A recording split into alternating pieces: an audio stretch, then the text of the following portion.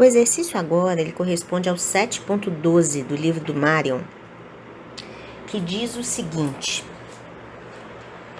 uma partícula de massa m, ela repousa num plano liso, como eu representei aqui do lado esquerdo, ou seja, sem atrito, e o que acontece é que o plano, então, ou seja, né, a minha situação inicial é o seguinte: a partícula está lá em repouso e o ângulo no tempo t igual a zero é igual a zero.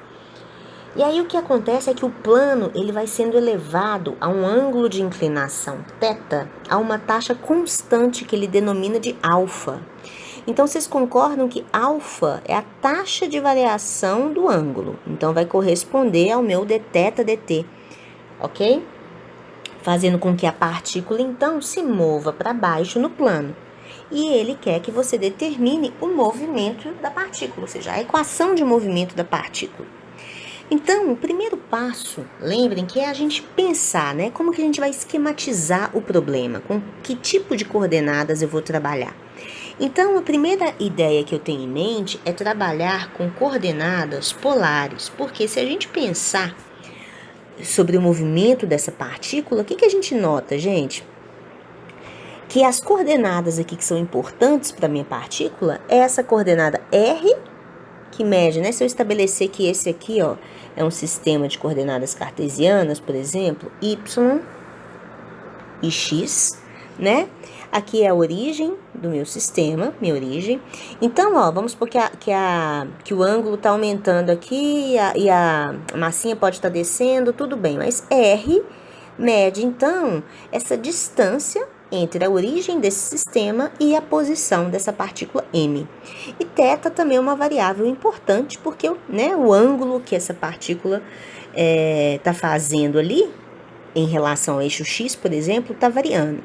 Se a gente pensar bem, é como se fosse um movimento de uma partícula, é como se fosse um movimento no plano, com uma certa velocidade angular, né? Só que o que acontece é que essa distância r vai variando com o tempo, porque a partícula vai caindo. Então, beleza. Coordenadas polares parecem ser boas coordenadas para eu trabalhar nesse problema, r e θ. Então, vamos para o nosso próximo passo, que é estabelecer as funções energia potencial e cinética para esse movimento.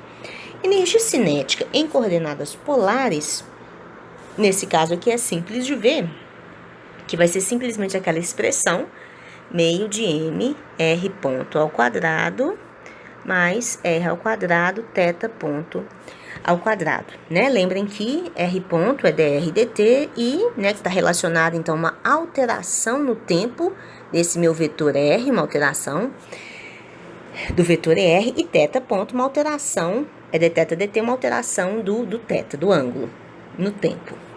E a energia potencial, como é que eu representaria a energia potencial? A altura da partícula vai variar. Se eu estabelecer que a energia potencial é igual a zero nessa linha horizontal, ou seja, correspondendo ao eixo x, eu tenho que essa posição y da minha partícula define a minha energia potencial, então ela vai ser mgy. Mas y, em termos das minhas coordenadas polares, vai ser mg r seno de θ. Ok, então aí as minhas variáveis. Agora eu tenho que pensar o seguinte: meu segundo passo vai ser escrever a Lagrangiana e meu terceiro passo vai ser escrever as equações de Euler-Lagrange. Para eu aplicar as equações de Euler-Lagrange, lembrem que a Lagrangiana ela precisa ser escrita em termos das coordenadas generalizadas, que são as coordenadas independentes. É o número mínimo de coordenadas necessário para eu resolver esse problema, né, completamente. Notem o seguinte, então, onde eu quero chegar? Eu quero que vocês pensem se existe algum vínculo para esse problema. E, se sim, qual é a equação do vínculo, né, que vai servir para eu eliminar alguma dessas variáveis, ou R ou θ. Qual que é o vínculo que existe nesse problema, pessoal? É que a taxa de elevação do plano é constante. A taxa de elevação desse ângulo, né? Então, o que eu sei? Eu sei que alfa é dθ dt. Isso não me define uma equação do vínculo, né? Lembra daqueles vínculos holonômicos com os quais a gente trabalhou? Que a gente tem uma equação que tem uma igualdade, né? a zero. Então, o que essa equação me diz para eu conseguir eliminar o θ, por exemplo? É uma relação que a gente vê, né, que tem a ver com θ. Então, note o seguinte, dθ é igual a alfa dt. Se eu integro dos dois lados, isso significa, o que é dθ? O ângulo ele vai de zero até um ângulo θ qualquer, não é? Então, eu sei que θ é igual a alfa t. Então, na verdade, a equação do vínculo, né, poderia ser expressa como θ menos alfa t é igual a zero, ou seja, um vínculo holonômico aí pra gente. Pessoal, olha só, então onde tiver θ, eu vou substituir por alfa vezes t. Então, no fim das contas, as minhas coordenadas generalizadas não são mais duas, são apenas uma, que no caso é a coordenada radial, vai ser o R. Né? Então, escrevendo a minha lagrangiana, que é t menos u, nós vamos encontrar que a lagrangiana vai ser, então, m sobre 2, r ponto ao quadrado, mais r ao quadrado, onde tiver θ ponto, eu vou colocar alfa ao quadrado, menos a energia potencial, que é mg r seno de alfa t. Então, vou destacar aqui a minha expressão da lagrangiana. E agora, eu vou... Deixa eu só copiar isso aqui.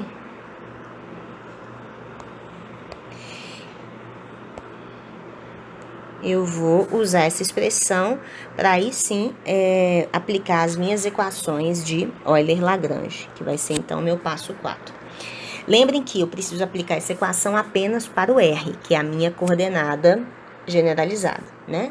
Então, a equação de Euler-Lagrange é del R menos a derivada temporal de del R ponto. Isso tem que ser igual a zero. Então, ó, a derivada da lagrangiana em relação a R vai depender desses dois termos, né? Desse e desse. Então, o primeiro termo vai ficar mr alfa ao quadrado e o segundo termo menos mg seno de alfa t. Depois, preciso fazer, então, a derivada da lagrangiana em relação a r ponto. Tem a ver só com o primeiro termo, vai ser mr ponto.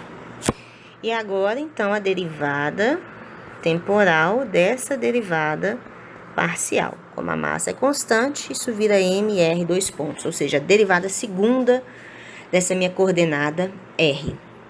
Então, escrevendo a equação de Euler-Lagrange de forma explícita, por extenso, a gente vai ter, então, que mr alfa ao quadrado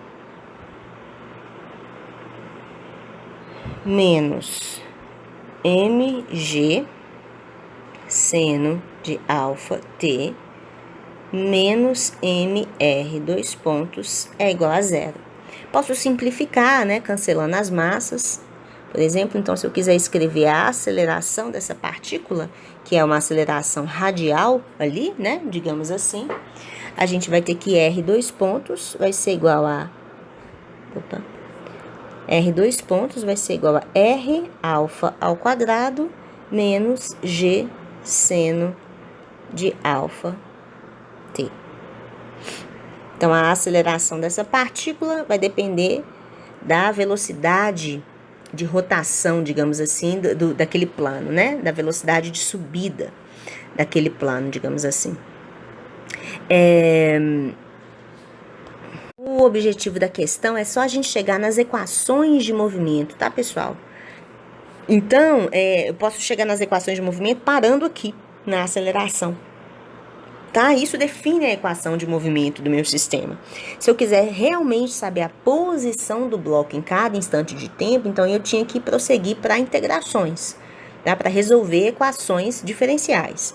Então, daqui eu teria que achar o R ponto de t, seguir para mais uma integração para eu achar o R de t, mas vocês vão perceber que é uma integral relativamente difícil. Então, a gente não precisa chegar nessa expressão final, não. Nós precisamos mesmo né, da parte que contém todo o significado físico ali da mecânica do problema, que é essa equação em destaque.